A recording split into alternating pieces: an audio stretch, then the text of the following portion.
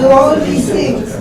Welcome and thank you all for coming. This is a very exciting event and a wonderful turnout. So I am Margot Horn, and I am a member of the Los Altos Affordable Housing Steering Committee. And the first thing I want to do is to acknowledge and to thank. I think we have all of our council members here, and that is a great honor. I will introduce them by name in the order. Where is our mayor? All right. Annette Eng, our mayor. Okay. Anita Enringer. Jan Pepper. Jeannie Bruins. Lisa.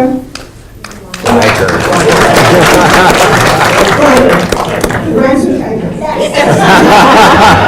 She helped me out a lot. And then I also welcome Jean Mordeau,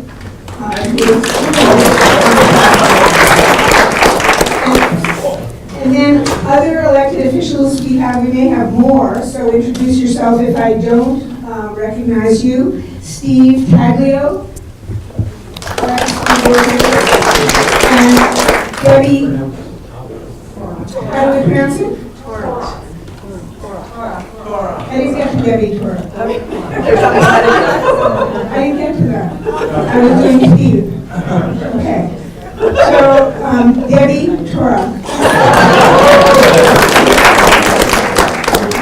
Now I have my straight person right in front of me. I did want to start by saying that I think it's auspicious that it is January 31st, because I can say Happy New Year, right? Because you can do that in January. And because tomorrow is February, it seems to me that it's high time that we continue the conversation about affordable housing for Los Altos. And that is why we are here. That is a very important topic. So I also want to acknowledge and to thank the other members of the steering committee. And they are Sue Russell, Mary Young,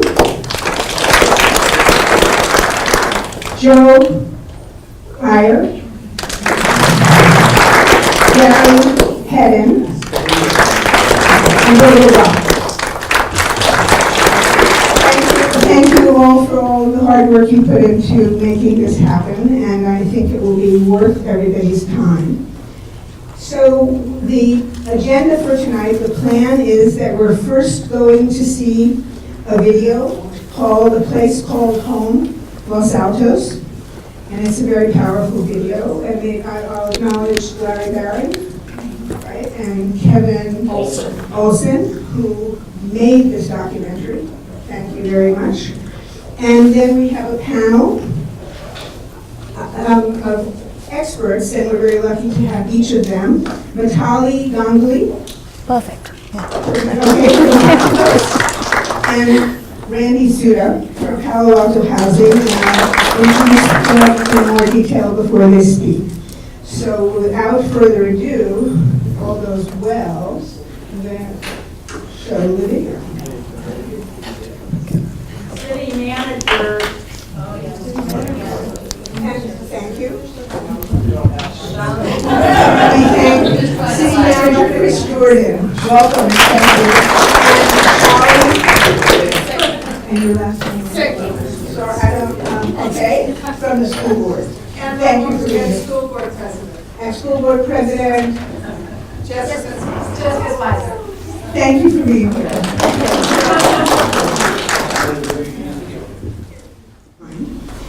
So the agenda for tonight, the plan is that we're first going to see a video called A Place Called Home, Los Altos.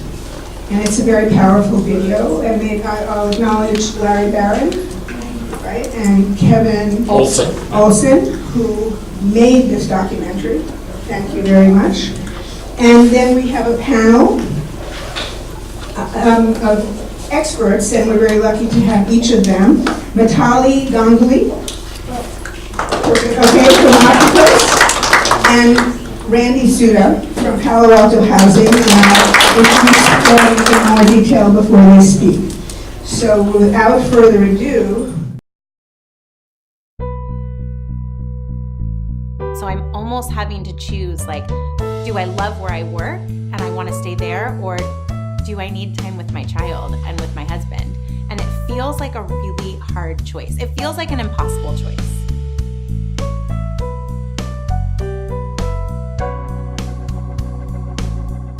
Silicon Valley has more jobs than homes, so housing costs soar, pushing workers out of the area.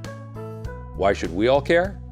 Well, traffic congestion, long waits for services, and trouble staffing businesses. We say if you work hard, you'll have a home and time for your family. But for many, teachers, first responders, and service workers, that promise is a dream. Here are their stories. I'm in the car on average each day at least an hour and a half to 2 hours. That's if I've left at the times I'm hoping to leave, and that's just not counting weather or something on the road. Sometimes I would kind of wake up early, either worrying about the commute or wake up early because our baby was crying. And sometimes even if it was 4 in the morning or 3:30 in the morning, I would just get up and go, because then at least there'd be no cars on the road.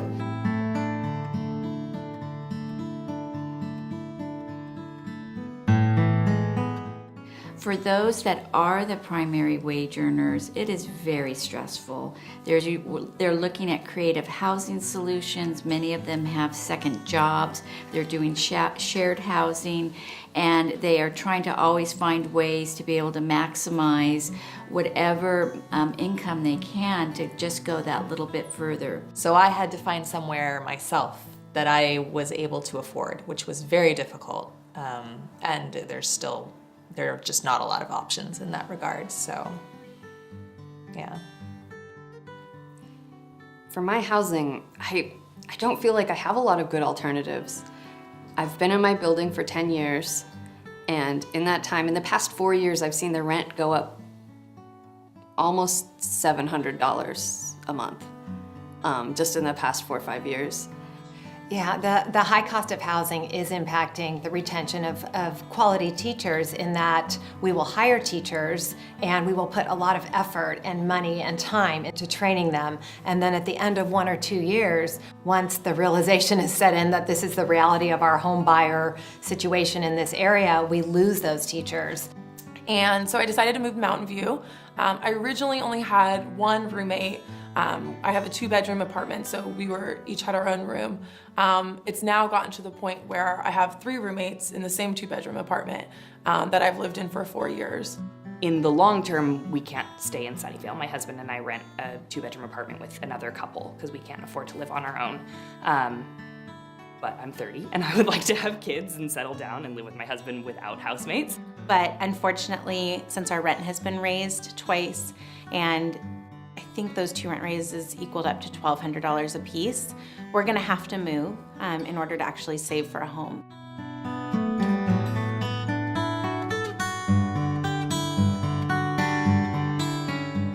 So as I started to work there, I found that everything that attracted me to the school when I was looking at it and investigating and applying there was true. I mean, the student body is just fantastic. It's diverse. The administration is very solid.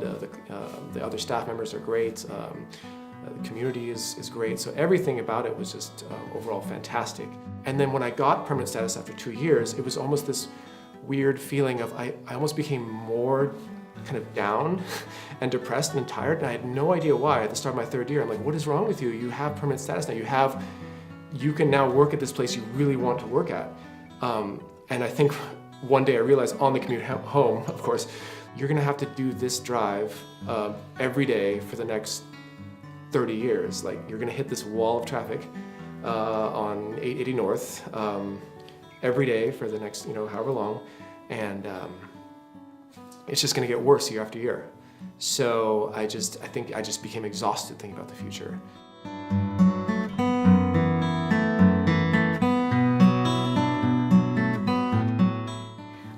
have our caregivers close to us. We have a lot of patients that we have to take care of, and we can't have people living, a lot of people on call. We can't have people living 3 hours away that are being on call. In all that time commuting, I give up a lot of time that could be used for studying. I'm a part-time student, so about an hour each way, that's 2 hours roughly where I would be losing out on study time. I see myself growing and developing as a teacher and being a part of this school community, and we have a kind of an institution of English teachers in our department. Some have become admin, others have just worked as in so many leadership positions within the school to make our department what it is, and I really want to be a part of that institution. And I never thought that it would be a conversation that I would leave. My entire family is 45 minutes away. My husband's entire family is 45 minutes away. But as we start talking about kids and the reality of living here, We've been losing quite a few employees. About 30% of our employees leave the area, relocate out of the area, which is not something that's very significant to us.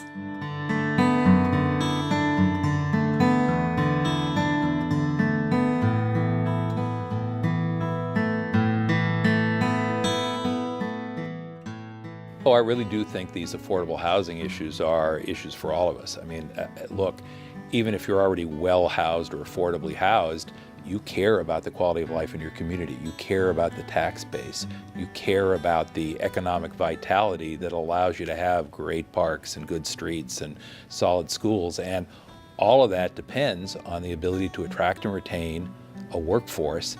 And without workforce housing, you've got no workforce, and that economic vitality and that tax base is at risk. So, there's a very practical reason in that regard to care. Beyond that, I think, any one of us who's stuck in traffic, and that's pretty much all of us, has to say, where did these people come from? And the answer is they came from someplace an hour and a half to 2 hours away, and, they're driving halfway to hell and gone to get to work, and they're wishing that they were only 5 or 10 minutes away from work just like you are. And what that means is that the traffic we complain about is the traffic we've created by telling those folks they can't be part of our community. And then, finally, I also think it's not just an economic vitality or traffic issue, it's a public safety issue. Because we live in a place where there are fires and floods and earthquakes, and the next time we have one of those, we're going to want people there to help keep us safe. And if the folks who keep us safe, whether it's a cop or a firefighter or a nurse or a PG&E lineman or just somebody who's got the keys to the building, isn't there because we've priced them out of our neighborhoods, we're going to be at risk. So for all those practical reasons, but finally I would just say, I think most of us really want to live in communities where we feel a sense of neighborliness and where the people we interact with on a daily basis aren't strangers to us. I think we'd like to be able to call somebody by the first name, have them call us by our first. I think we want our teachers to feel like they're part of the fabric of the community and really invested, and that they understand the pressures or the challenges of a particular community that a kid is facing every day before they come to school. So it's a kind of a Norman Rockwell old-fashioned notion of community, but I think it's something actually people are really hungry for these days, and it ought to be another reminder of why affordable housing isn't just an issue for somebody else, it's an issue for all of us. We're thinking about moving to Morgan Hill, which is going to be a very substantial commute. I think that we're just going to have to cope with an hour plus commute for each of us just so that we can feel like we can call someplace home. And that's really what we want. We want to call someplace home. Would we like to call this area home? Absolutely. I want to continue to work for Los Altos because I love the district. And it may mean that I commute an hour, 10 minutes just to get there so that I can have that piece of stability in my life.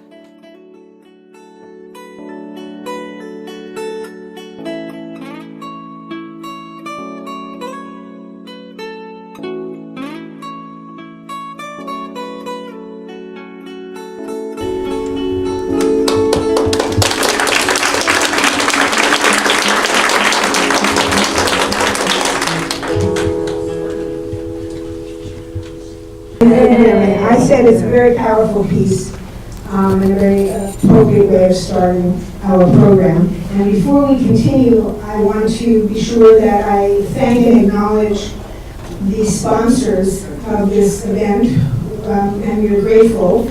And these include the Los Altos Library, the AAUW, the Los Altos Community Foundation, Los Altos Women's Caucus, the League of Women Voters, and Los Altos Community Voices. And if I've left anyone out, we thank them. Shout out. And so now I want to introduce our panelists in a little bit more detail, but I'm going to start with Mitali, and I want to say that Mitali drove here. This is why we're very grateful for her being here, and it's very relevant in terms of the documentary. Her drive was 2 hours, is that correct? Yeah, so that's the kind of traffic that exists during the peak hours of travel. So we thank you in particular for that. It's good to be here. For coming. Mitali is an architect and urban designer, and she is part of Opticos, which is a design firm devoted to housing for the missing middle.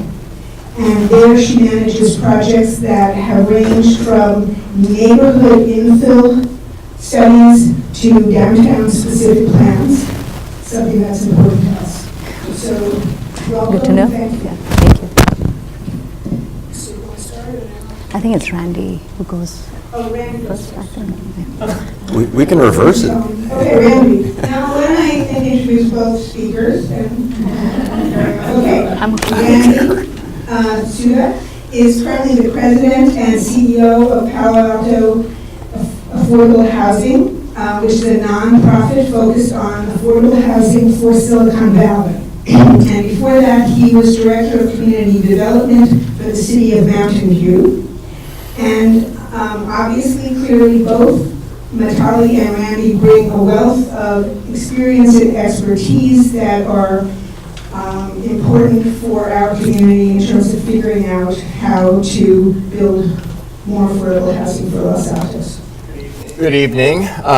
Thank you for asking me to be here. My name is Randy Tsuda, and as you just heard, I am the president and CEO of Palo Alto Housing. What I've been asked to talk about today is to present kind of a palette of different affordable housing projects, projects of different looks and feels, projects that address housing for different types of populations.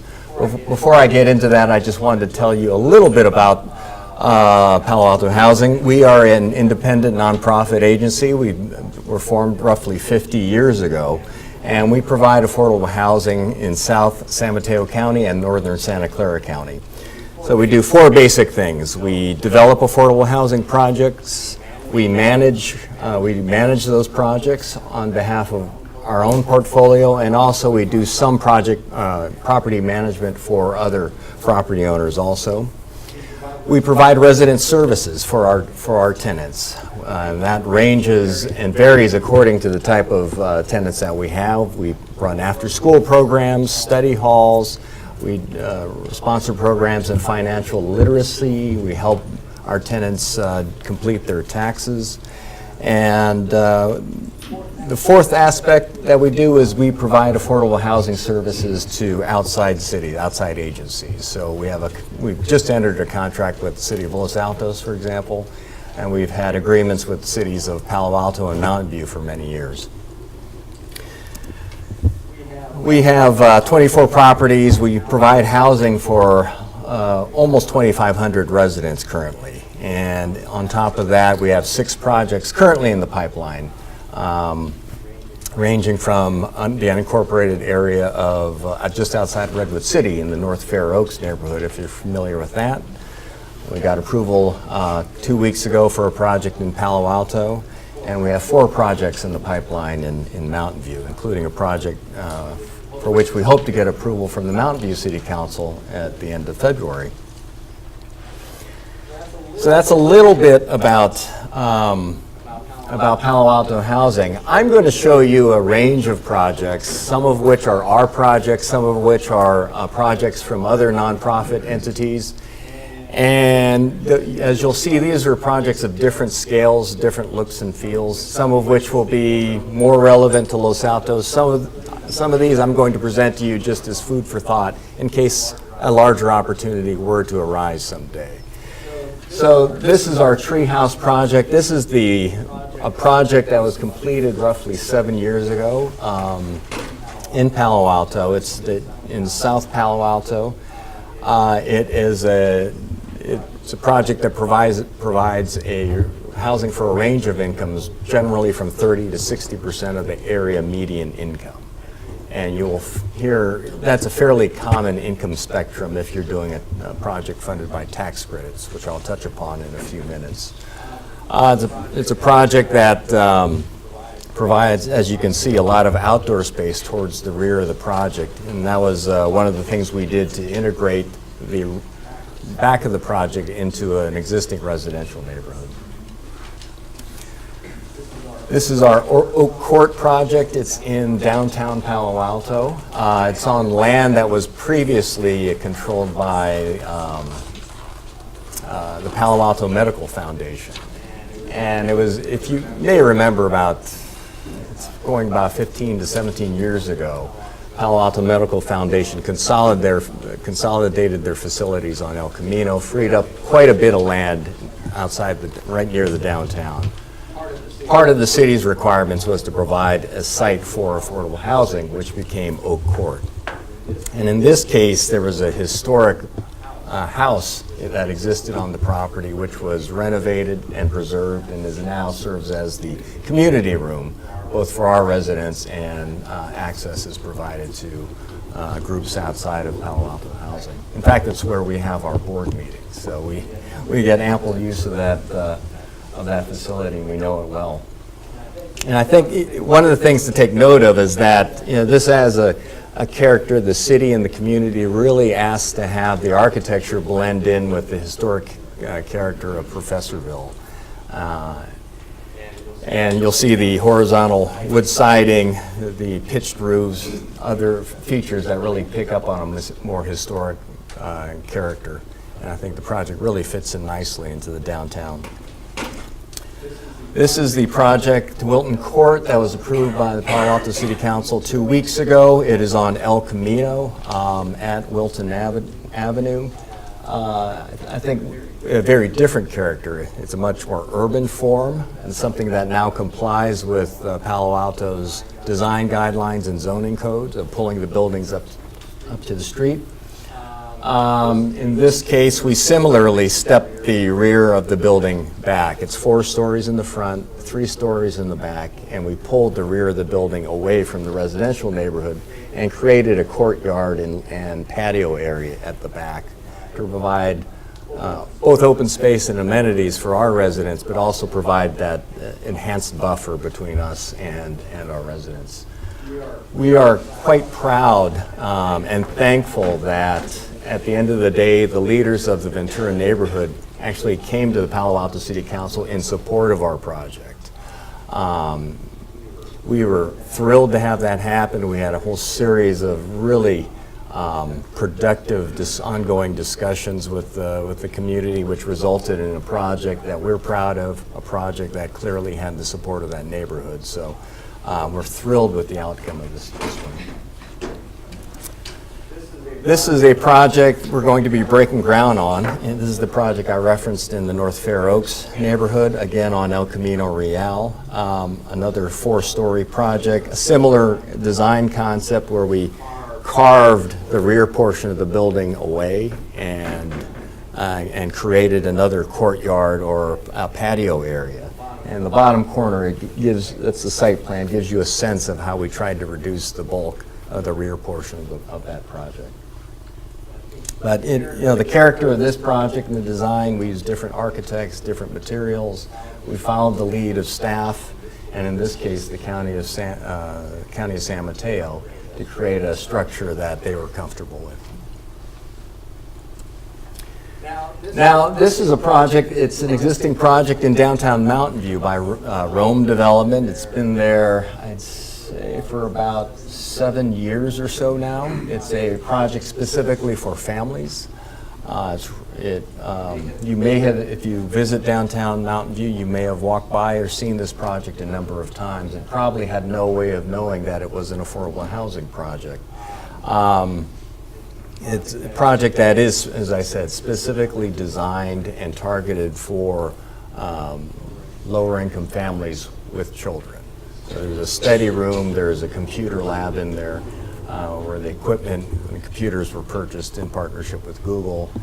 There's in this case, a very, very large community gathering area that's right outside of the open space area that has this indoor-outdoor feel where parents can actually be inside in the lounge area and still be monitoring their children that are playing outside. This is another project that you may have driven by a number of times. It's called 1585 Studios by First Communities Housing. It is between Castro and El Monte on the Los Altos side of El Camino. It is a project that is specifically designed for adults with developmental disabilities. These are folks that are members of our community, the Palo Alto community. These are adults with developmental disabilities that have the capability of living independently. They do not have caregivers on site. They do not live with their parents. This gives them the opportunity to have jobs, to live independently, learn life skills in an environment where they're supported and counseled and able to provide a meaningful role in all of our communities. It's a similar, our Wilton Court project in Palo Alto also will have roughly 35% of the units targeted for adults with developmental disabilities in that project also. Now, leaping to a different scale, again, these are food for thought. You never know when an opportunity may arise or a partnership opportunity may come to the fore. This is a project that's still going through the review process in Mountain View. It is a partnership between Fort Bay Development and the Mountain View Wisman School District. In this case, originally the developer, let me back up. I think one of the critical takeaways here is Mountain View has clear affordable housing requirements and they have clear expectations around community benefits. That is the obligation of a developer to go above and beyond the minimum requirements of the zoning code and city policies to provide something else in a tangible way back to the community. This developer originally proposed a roughly 120 to 140 unit affordable housing project, and that's the project identified with the arrow. That is along Shoreline Boulevard.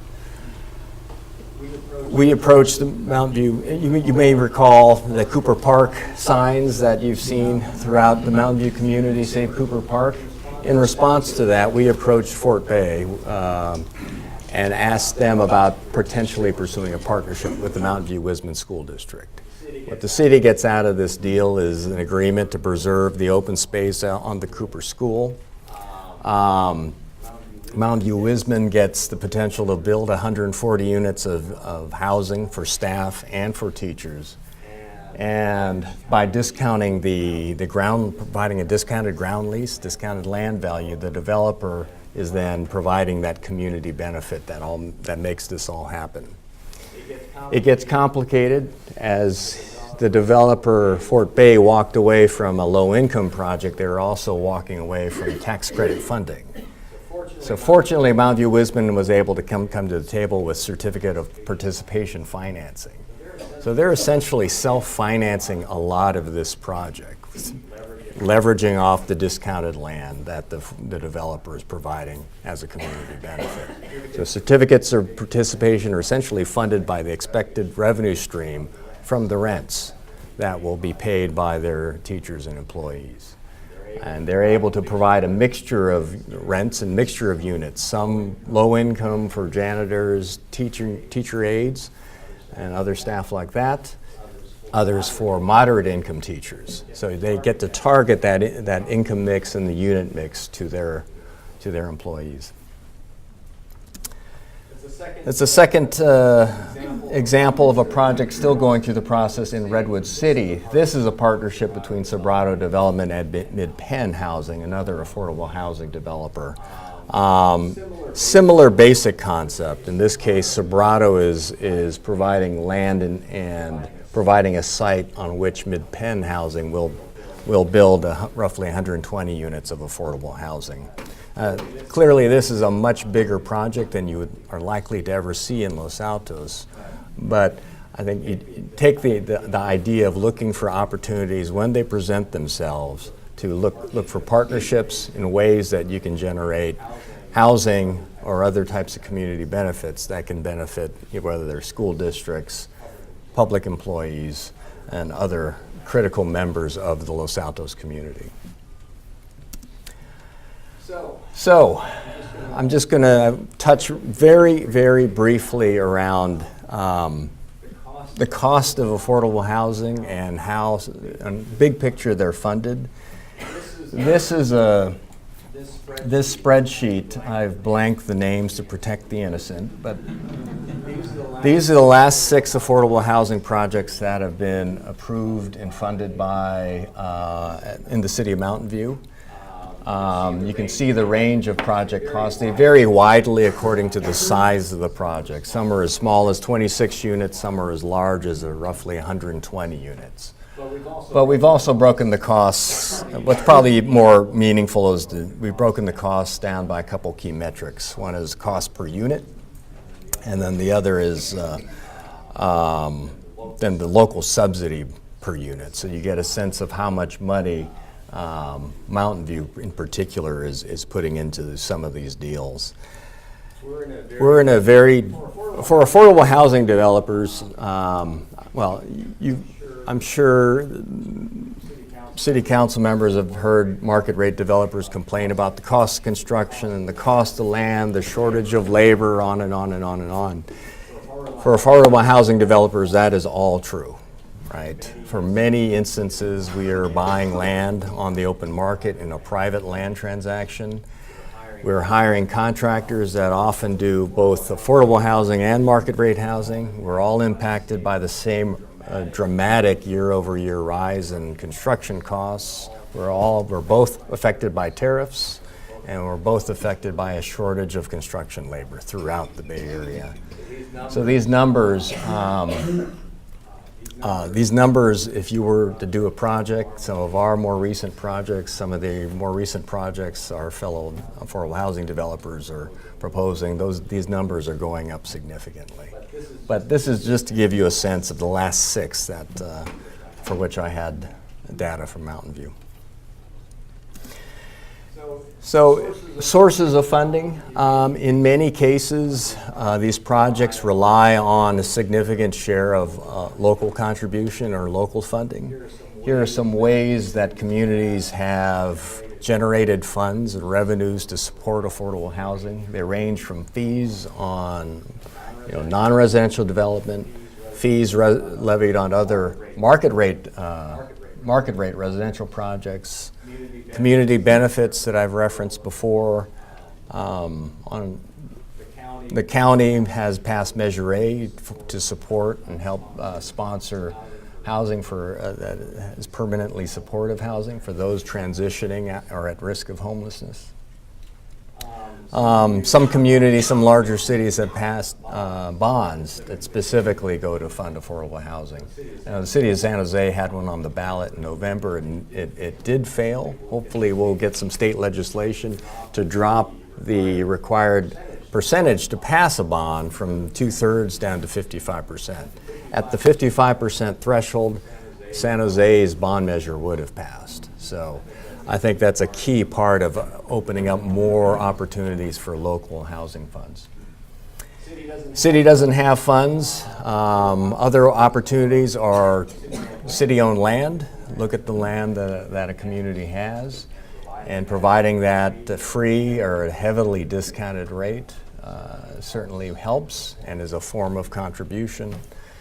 And then lastly, the willingness to waive fees can help reduce the costs. Just as an order of magnitude, today I signed checks for over $1 million in in city fees for another project. So this is real money. So that your willingness to invest in the project, even if you don't necessarily have the funds, you do have the ability to control the fees and waive fees.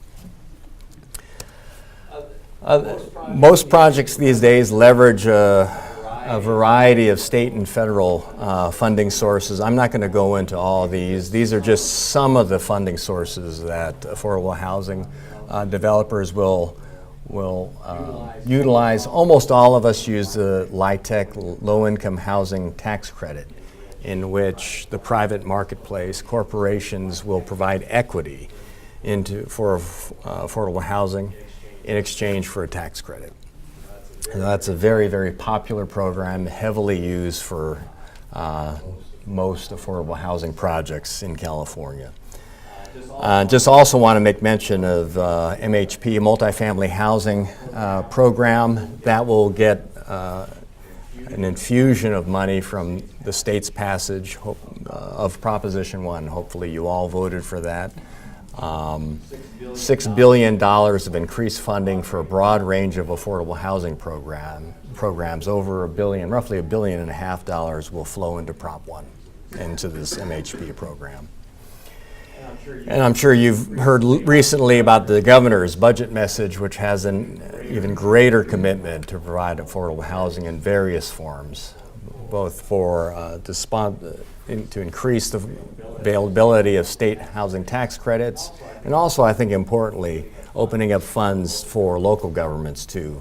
Local governments that are meeting their housing obligations, and local governments that wish to do some updated planning in anticipation of housing. And I think, as I mentioned last week at the leadership group, I think that's critical between the governor's proposal and the Chan Zuckerberg initiative, that funds be set aside specifically for local government. That gives agencies, the community, residents, the ability to craft plans, to identify likely and desirable locations for housing, create that vision, and craft plans that really can help mold a project, affordable housing project, into something that will work for your community, that is tailored for your community.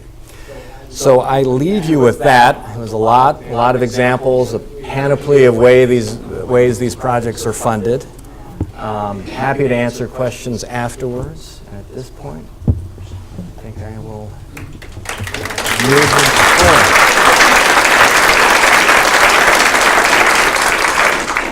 How happy I am to be here, and especially after the 2-hour-long commute, I was very happy to finally reach here. So I'm here to talk about something that I feel very passionate about, and this is missing middle housing. And it's quite a mouthful, but we'll be using it a lot, and we'll get into more of it. But essentially, it's a concept of introducing more housing, and this is an effective way of addressing a bunch of housing-related issues that we're facing in our cities and communities. So we'll be doing a deeper dive into that. But first of all, let's look at what's happening in the country, and let's try and understand the context. And across the country, not just in some areas, but almost as a universal trend, we're finding that people are opting to live in areas which are more walkable. And by this, I don't necessarily mean downtown living. That's for some people, not for everyone. But increasingly, people are realizing that there are many benefits to being in a place where they can drive if they want to, but they don't need to. There are other options such as walking and biking, and it's not just possible to do it, it's actually enjoyable to do it. So that's where we're seeing a paradigm shift happening across the country in many different locations. And cities are also trying to prioritize walkability, and that's for many reasons. And this is because there are proven benefits to the health of a community. You have a more active and a more vibrant community. It's safer because people start recognizing each other, and they just find better ways of communicating with each other. And also it's, we're in California, so it's also inherently more environmentally responsible, just to be investing more in the land that we already have instead of spreading out as sprawl. But often we find that there's a major disconnect. And by that I mean that the housing industry is typically providing what I can categorize as city living or downtown living. And there is a place for it, but it's not the only solution for providing a walkable environment in different environments. What I'd like to talk about more is neighborhood living. And by this I mean, I'm sorry, it's a little bit of it is getting cut off, but I'm speaking out the titles, so I hope you won't miss anything. By neighborhood living, we mean what I think is a large demographic in the country who want to have their home, whether it's a single family home or a different type of home, with their little backyard and good schools, but also being able to walk to a corner grocery store or meet a friend for coffee at another small place nearby, and all of this without having to drive. So can we provide a walkable environment in these types of places, like at the neighborhood level? And that's what I want to try and discuss today with you. Also, we should try and understand what's happening in terms of demographics. And this is quite a sobering fact, which is that within 2025, which is approximately 10 years or less from now, as many as 85% of households in the United States would not be households with children. And we're talking about millennials, we're talking about singles, we're talking about retirees and boomers, we're talking about single parents, and it's a very large group, and they have very diverse needs. And that need may not necessarily fit into only the predominant type that's being provided by the housing market right now, which is either the single family home or like a large mixed use or large residential, more urban scale kind of project. And also, when we're talking about choices, there are very limited choices, and the reasons for this are many. You either can live in an entire block filled with townhomes, or you can get a detached single family home, or you can live again in a more urban scale apartment or a condominium block. And also tagging onto this is the affordability gap in housing, and I don't think it's too much of a stretch to call it a housing crisis. And it's not just in the Bay Area, it's becoming a nationwide phenomenon. And I find this particularly scary that, again, within less than 10 years, we have as much as 15 million US households spending more than 50% of their income on rent or on paying down their mortgage. And statistics show that the sustainable figure for this is not more than 30% of a family's income. So how do we deal with this? And also, let's not forget something which is actually great, that we have an aging population, people are living longer, healthier, happier lives. But this group is increasingly more and more vulnerable to this problem of housing affordability. And again, these figures are from a website which is called Home.one, that as many as 10,000 baby boomers are retiring every day for the next 15 years. So where will these people go? And if you can just see, I think it's almost laughable that if you just have $1,300 coming in the form of Social Security dividends to you after retirement, there's almost nothing that you can afford to do with that. So the crisis is real, and what can be a solution? So there is obviously no one magic bullet which can solve all these different but related housing issues, but we feel something worth exploring is the concept of missing middle housing. So what exactly is it? And first of all, if you look at the diagram, the buildings on the edges that you see, those more grayish, purplish kind of buildings, that is what is being readily provided by the housing market right now. We have a wide variety of single family homes, and we have again the urban mixed use or urban residential buildings that are being provided. But this wide variety of possible housing types in the middle is something that is just not being produced anymore. And the reasons for this is interesting because we used to have this. This is not a new concept. And if we look at any city which was built prior to the 1940s, we find them. And it could be a duplex, it could be a multiplex, it could be a live work unit or a cottage court. The names are different, but we see them in small communities, and we see them in larger cities. These are examples from Dallas, Texas, from Minneapolis in Minnesota. This is Denver, Colorado. This is New Orleans. So by showing you these images, what I'm trying to say is that it's not an East Coast phenomenon or a West Coast phenomenon or a small city or a big city phenomenon. These housing types existed, and they are housing types that developed in an organic and in a natural manner over the course of cities growing and developing. But when around the 1940s, when people chose to move to the suburbs and the city centers lost all the interest and investment from our policymakers, these were the types that performed best in the urban core or in the city core or in the centers of all our communities.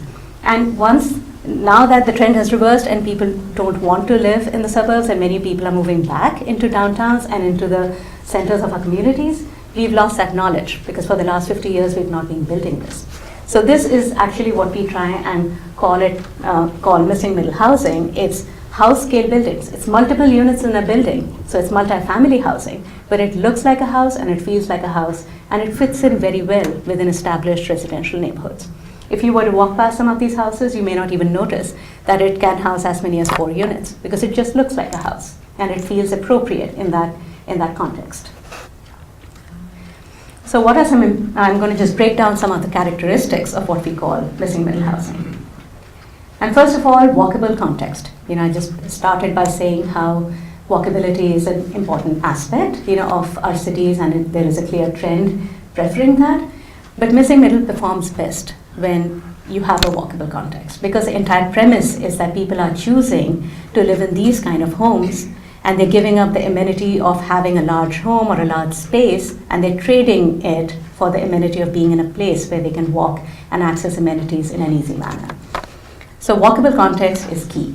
And by walking, of course, I'm not talking about recreation or like walking for exercise. I'm talking about what could be called destinational walking, that you're walking to carry out your daily chores, you're walking to meet a friend, you're dropping off your dry cleaning or taking your child to piano lessons, but you have a choice of being able to do that by simply walking and not just having to drive. So as people make a conscious choice to live in such environments, we find that a walkable context is important just to support this kind of housing, and it's a mutually reinforcing relationship. Because all these things that we like of having a corner grocery store or having a small drugstore where you can just go and pick up something that you forgot, like you did your groceries but you forgot the milk and you don't want to drive all the way back to Safeway or Whole Foods, but there is a corner store where you can just go and pick up something. Similarly, a small cafe or a small restaurant. But these kind of amenities are not possible unless we have a certain minimum threshold of households. And in terms of density, even though we don't like to use that word a lot, it's almost like a density of 15 to 16 dwelling units an acre. And you just can't achieve that and still maintain the look and feel of a neighborhood if you don't use building types such as missing middle.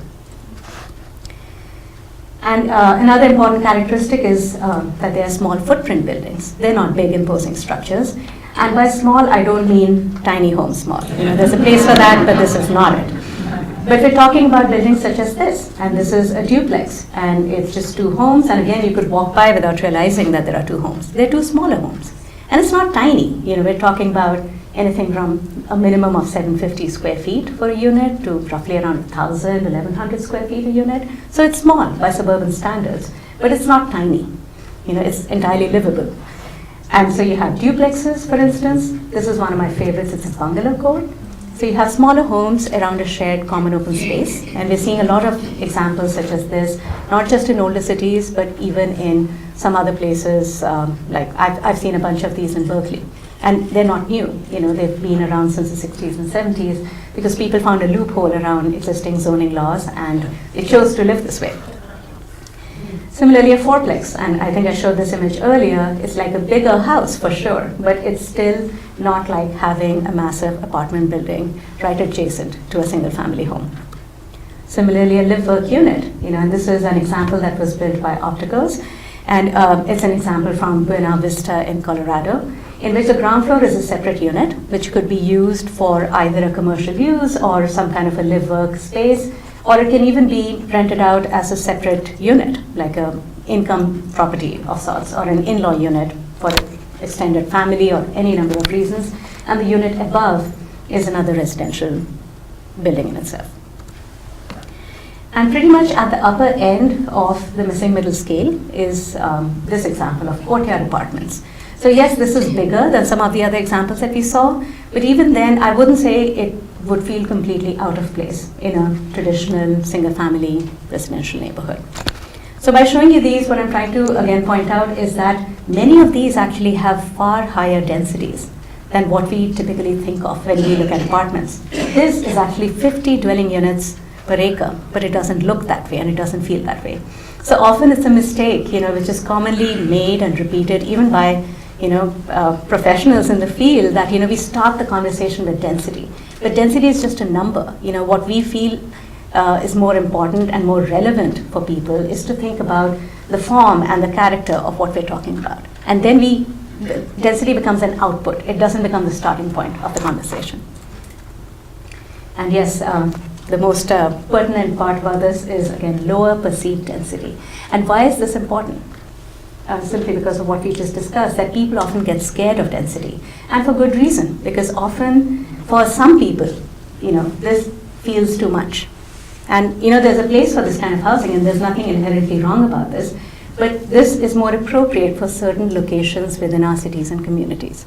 This is more about what I would call urban scale or downtown scale, density.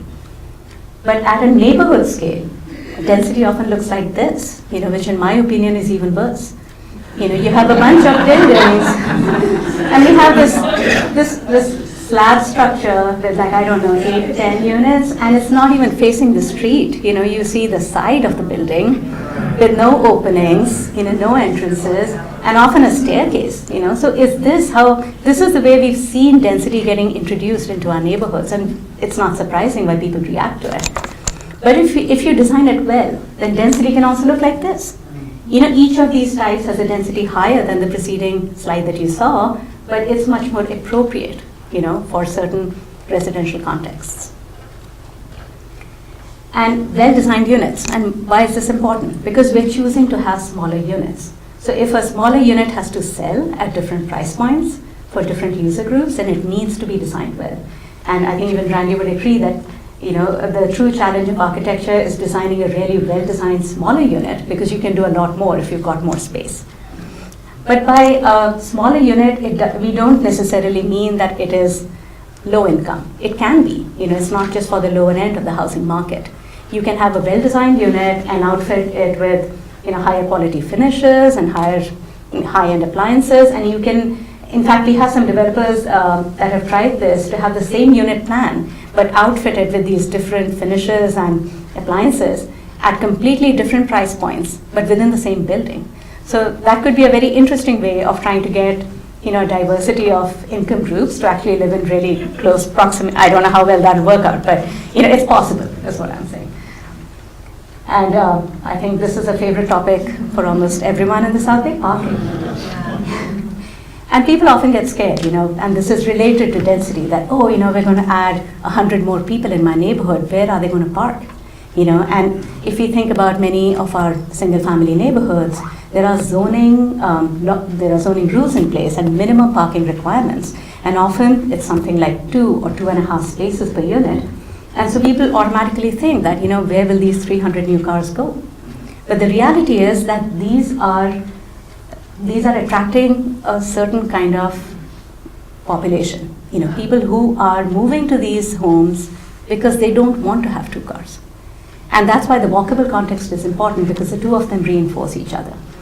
So our opinion, as professionals, is that you have limited land if you want to just reinvest in your cities. So we can choose either to house people or house cars, or maybe, invest in parks more. But, it's just that often research shows that the burden on the city in terms of additional parking is nowhere near what people fear it might be when missing middle is introduced into a neighborhood. And also inherently, because they're smaller units and they take less land and they're typically not more than 3 or 4 floors in height, they're simple construction. And by that, I mean it's also cheaper to build. So tying this in with the issue of affordable housing, right now, the most commonly seen options are that you either get a subsidy for building affordable housing, or you build enough market rate housing so that the prices come down and the housing prices become slightly more affordable. But what I'd like to suggest is that missing middle can potentially fill this gap in between, because it's cheaper to build, the land costs are lower, these are smaller units, and it's also a way of not having a big project happen all at once in a neighborhood, but it can be local and it can be incremental, so it doesn't cause a lot of disturbance for existing neighbors.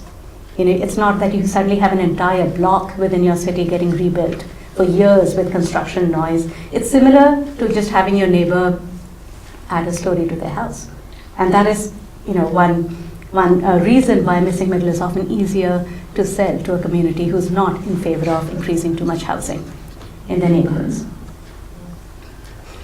And this is an example that I'd like to discuss. This was a project done by Opticos. This is called the Muse Housing Project, and it's in Daybreak, Utah. So the interesting story was that we were approached by a developer because they did their market analysis and they found that they could not get anything built and sold for any kind of profit below the $200,000 threshold. And they saw a lot of buyer interest, especially from single professional women, but there was just nothing that they could build for anything lower than that price point of a townhouse. So this was a modified townhome, which is again an innovative kind of missing middle housing, which came in at a price point of $199,000. This became one of the top selling types of housing within that development.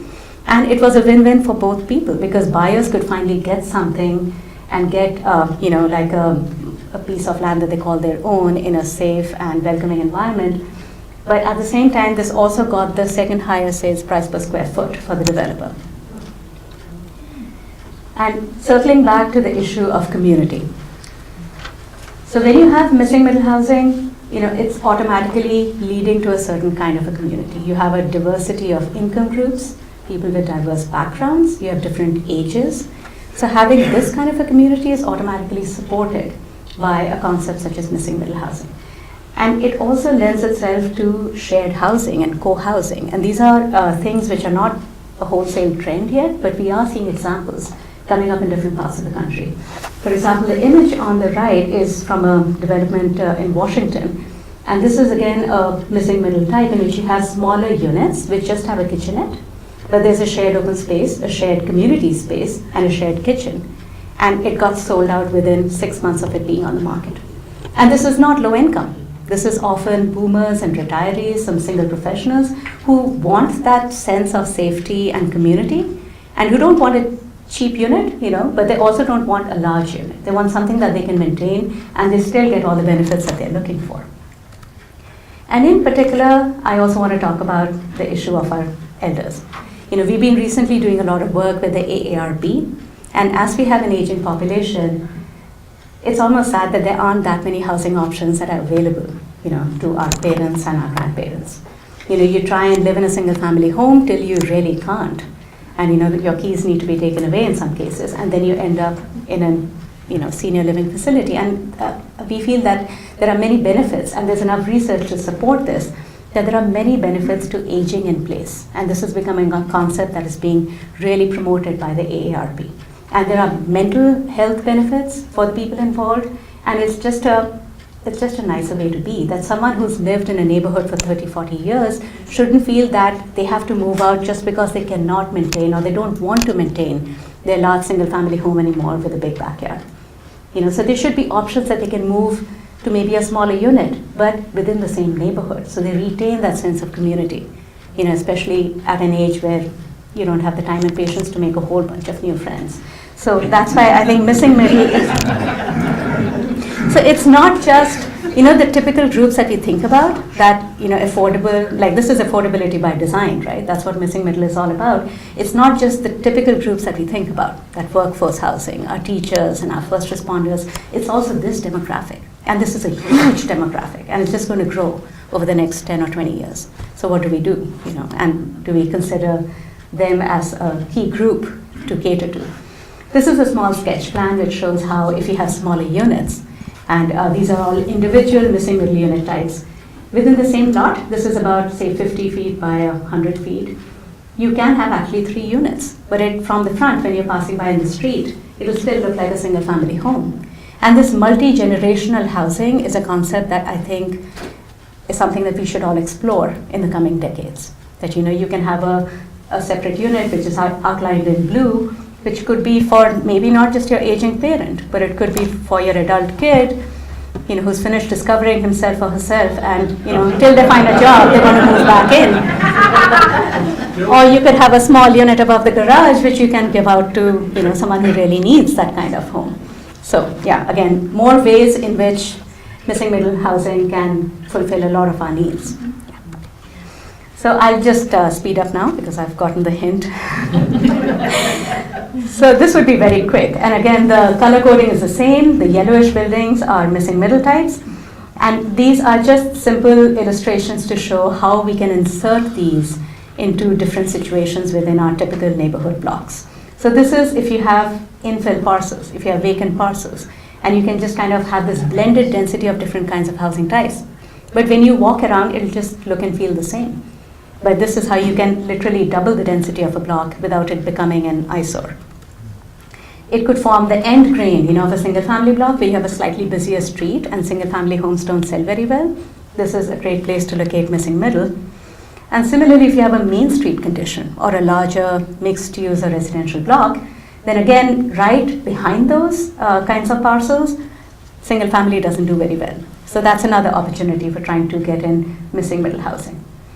And this is a topic which is another half an hour in itself, so we won't discuss it right now. But there are challenges, and in many places it just starts with zoning, and that's completely on us planners, what we've done for the last 50 years, and we need to change this.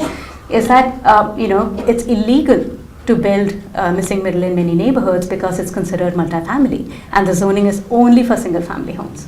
So, zoning reform is something that we really need to consider so that we don't end up with just this. Because this is what has created this fear of multifamily intensity, because this is when there's an opportunity to build, this is what gets built. So instead, we feel that these are another potential, source of inspiration for all of us to try and fit into our housing, portfolio, so to speak. And coupled with zoning reform, this can lead to a situation where, we end up with partnerships with developers in which we see successful cases and entire neighborhoods of missing middle housing being built. These are again 2 recent projects that Opticos has worked on. On the left are the Muse housing types that I discussed from Daybreak in Utah. And on the right is an entire community of missing middle types, which is being built right now in Prairie Queen in Nebraska. So yeah, and I'll end on that, and thank you for your time.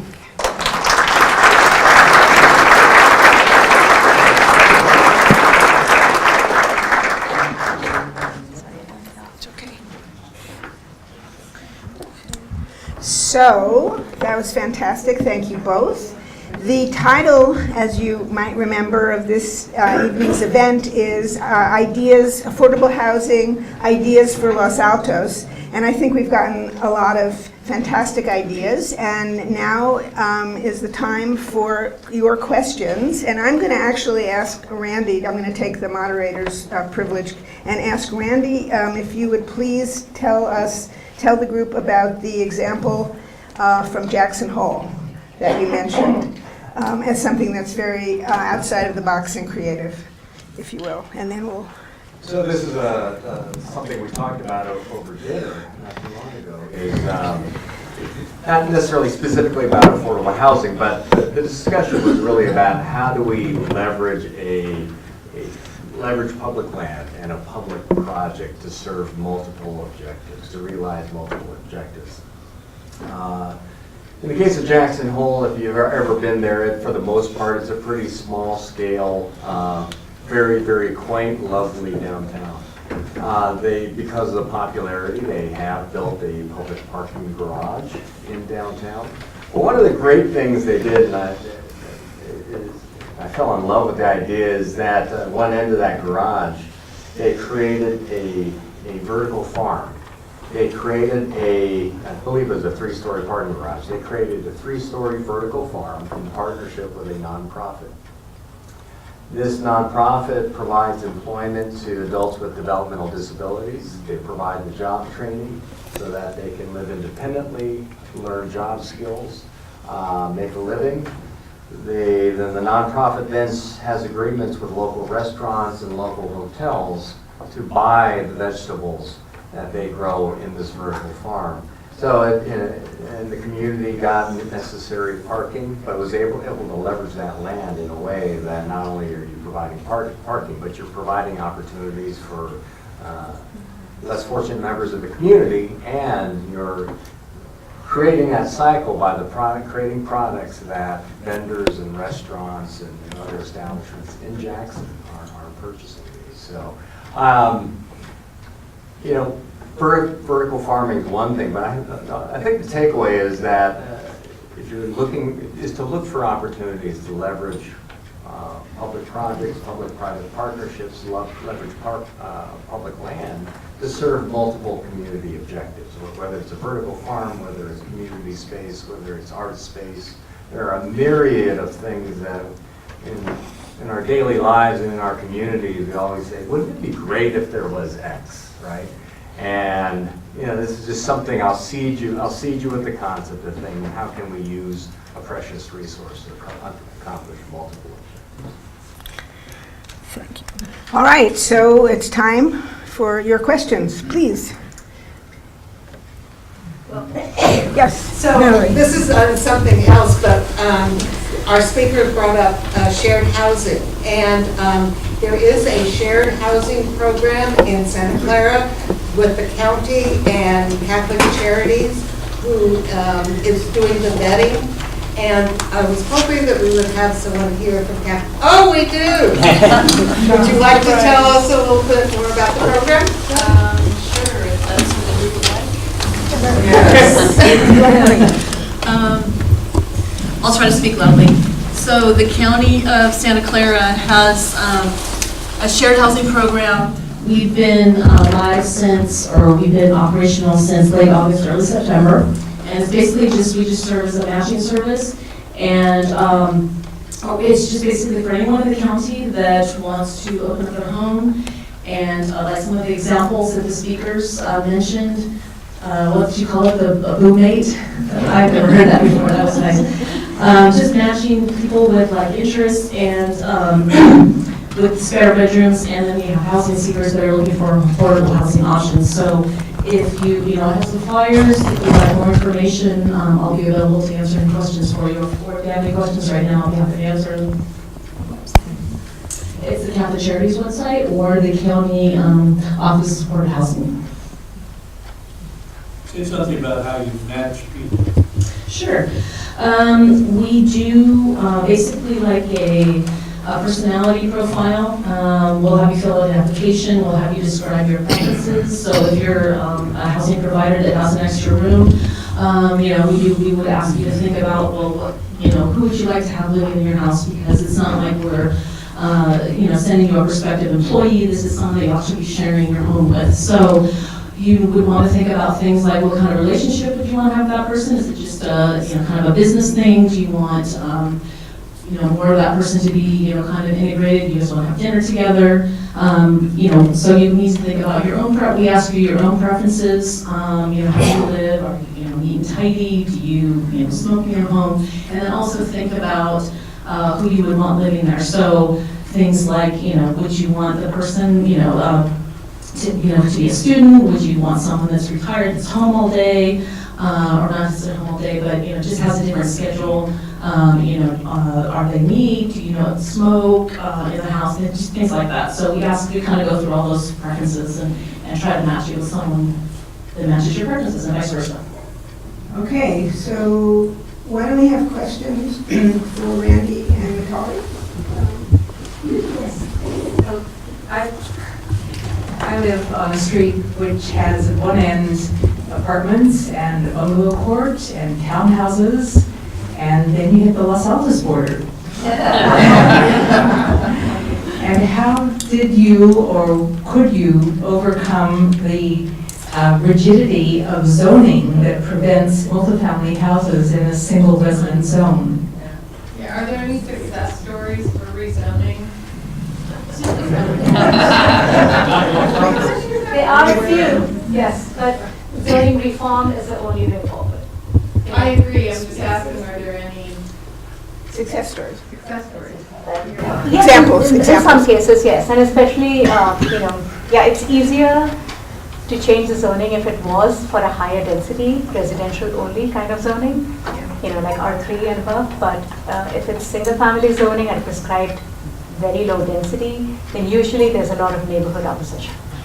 But what we often do, and Opticos specializes in having community design charrettes.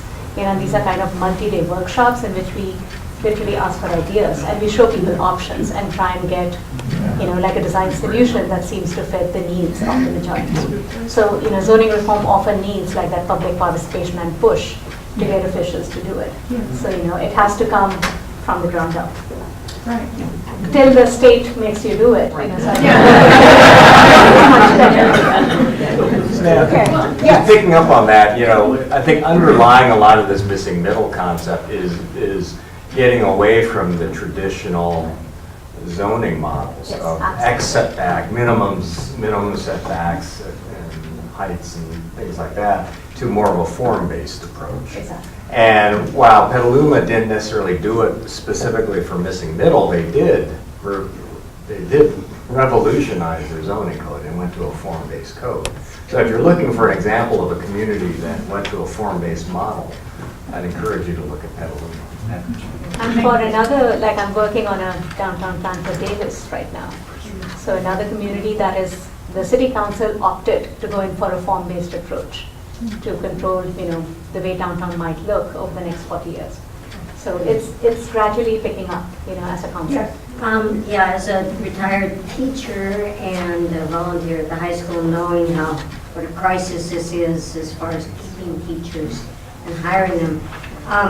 A couple of school districts, I think Santa Clara was one, that had extra land and built housing for teachers. How well has that worked, and how tricky does that get as far as income requirements? I mean, you might have a teacher making $60,000, but then suddenly she gets married to somebody who works at Google, and you kick them. I mean, how do all those things work? And have they been successful? My understanding is the Santa Clara program has been quite successful. I think, to your comment about the incomes and households and all that, I think that's something very critical to pay attention to. I know of a large school district in this state that shall go unnamed that made a critical mistake and realized it would have great difficulty filling their project, their teacher housing project, because the income levels were too restrictive. And this was largely driven by the way they funded the project. So I think it's really critical to take that into account. Of course, districts here, the Los Altos School District and Los Altos Mountain View, the school district are very aware of their teacher salaries, those income ranges, and should they ever do a teacher housing project, that's already front of mind. Okay, Jeannie. Let me share an example of a success story in this arena, and that is San Mateo County's Community College District. Okay, they in 2002 started an exploration, and in 2005 they actually built some employee housing on one of their campuses, the San Mateo campus. And since then they've also built one on the Kenyatta campus, and they're now in the final stages of approving the Belmont campus. But what they did is they carved off 2 acres and they built employee housing. And how they handle this is actually kind of unique, because in the city of Los Altos, when a developer is building affordable housing, they have to designate specific units in there. And instead of doing it that way, they've added this level of flexibility. So they are on the hook for X number in each of these projects to be affordable housing, but it's not tied to a specific unit. So what they do is, as somebody moves out, okay, they put that one in at an affordable price, because they're keeping the teachers, the employees, not just teachers, it's all the workforce, in there for a 7-year period of time. So you're qualified to stay in there for 7 years. So even if you married the Google person or whoever and you're making a lot of money, you're not automatically booted out, as long as the next available one replaces, if that was an affordable, it becomes a new affordable one. And so this rotation works, and their success is their waiting list as of yesterday is 252 people. 252. And so it's a phenomenal program that they put in place. Thank you. Questions? Okay, Jan? So, question for Randy. I'd like to understand better the economics of some of the newer projects that you've done, because it looks like you did not build those on city land. For example, in Wilton Court, one that you had to pay market rate for property in Palo Alto, and the whole project, however, is affordable. So can you talk a little bit about that? And can you also comment on community benefits? I think in Los Altos, we get taken advantage of. We don't really understand how much we can ask for in terms of community benefits. So can you give us some ideas of how far we can push developers to really do something substantial if they're building both market rate and affordable units in a project? Well, I'll start with the community benefits first. I'd really, for any city, and I've told this to many, many cities now that I talk about Mountain Views, is the key part of many parts of Mountain View is that we undertook the economic analysis to define what that community benefit ought to be. So looking at the expected returns and looking at what is a reasonable sharing of that financial return between the private landowner, developer, and the community. So it's for areas like San Antonio and El Camino, it's underpinned by a financial analysis, doing the same thing in the East Wisman area. In areas where the exception to that rule in Mountain View is when a developer is proposing a general plan amendment or a zone change, then those rules don't apply, and those are done on a case-by-case basis. Sometimes those are done through a project-specific economic analysis. Sometimes those are done strictly through a negotiation. But if you're building on El Camino or San Antonio, East Wisman, that's a defined amount that's based on economic analysis that the council has adopted. So that gives a level of predictability of what that fair share is. And then the council can make the decision of priorities of how that money should be targeted. In any given year, do they want it to go towards open space, to traffic calming, pedestrian and bike improvements, you name it. You were asking about funding some of our recent projects. So Wilton Court, we're almost fully funded. We have a funding gap of roughly $3.5 million, and we believe we know how we're going to get that money, but it's not official yet. We're about 90% of the way to being able to start the project. That's a combination. We're expecting to get a little over $10 million from the city of Palo Alto. We're utilizing low-income tax credits. We are hoping to get some funding from the county of Santa Clara for that component of the project that houses the developmentally disabled. Our board chair has been working closely with Joe Simitian's office to embed that into the county's upcoming budget. So we're very, very hopeful. There's a couple other smaller funding sources, but that's the bulk of it. So I think the takeaway there is that most of these projects these days you have to cobble together multiple funding sources to make them work. And more questions? I think your hand was up.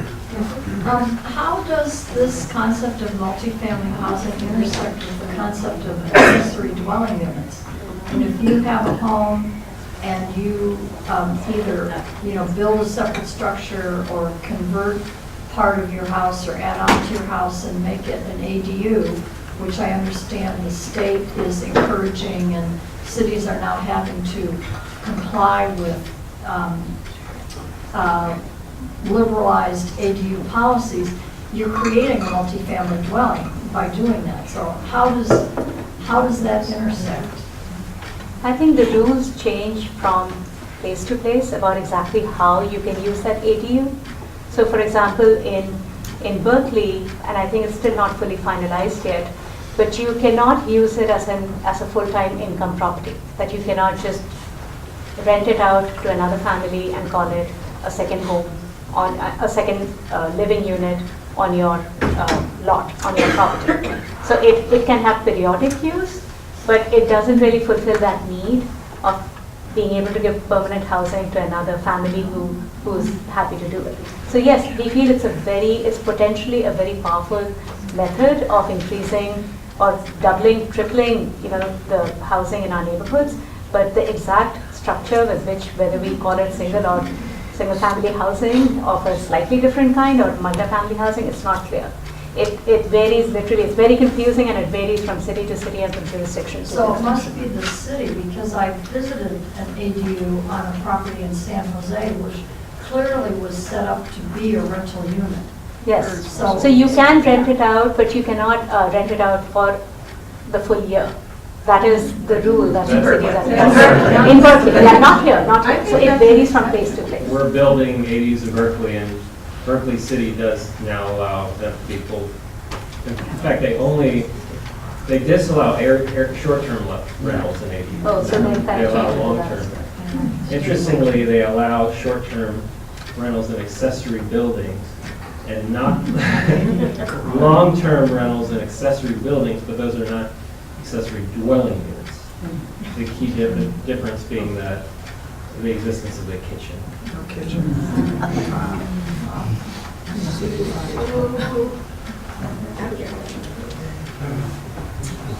Sadly, Los Altos never created buffer zoning, so that those houses that are behind all the buildings now being done on El Camino are all single family.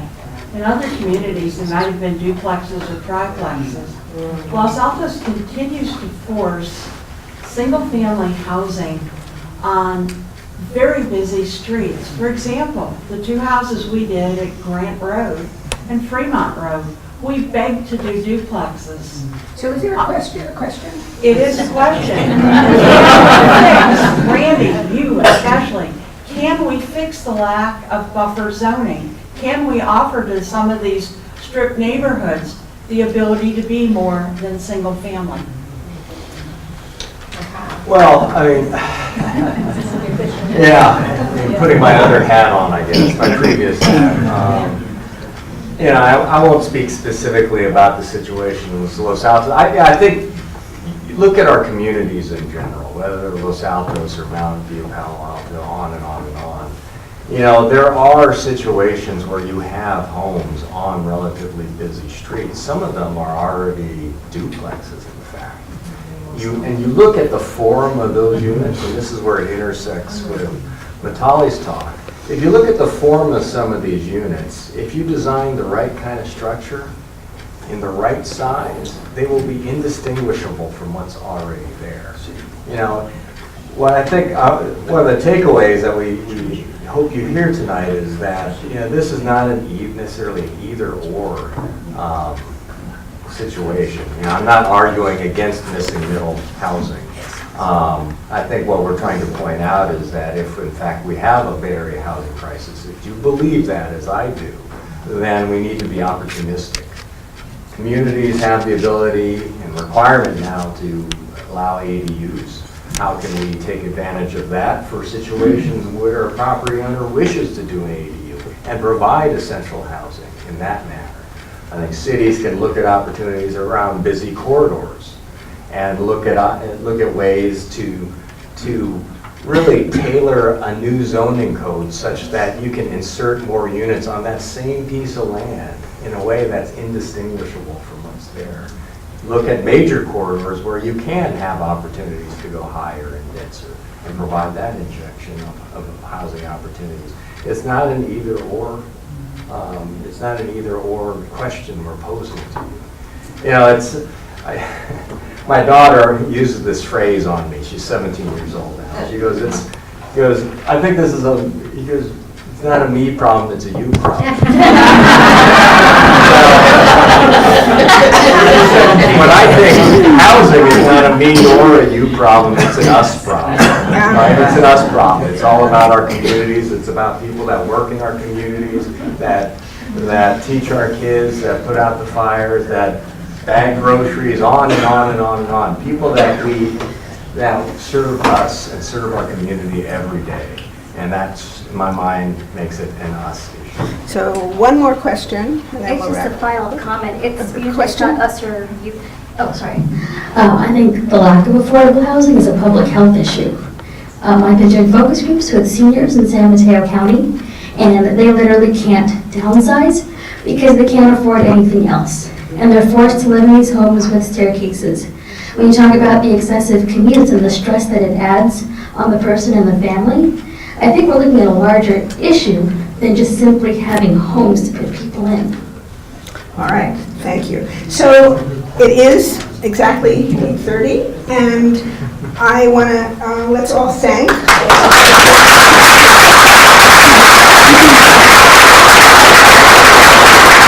I want to thank everybody who came, and to remind you that the Los Altos Affordable Housing Working Group has a website, and we'd love to hear from you, and we're going to have continued events, and we'd like to know what topics you'd like to hear about. One idea is something on ADUs.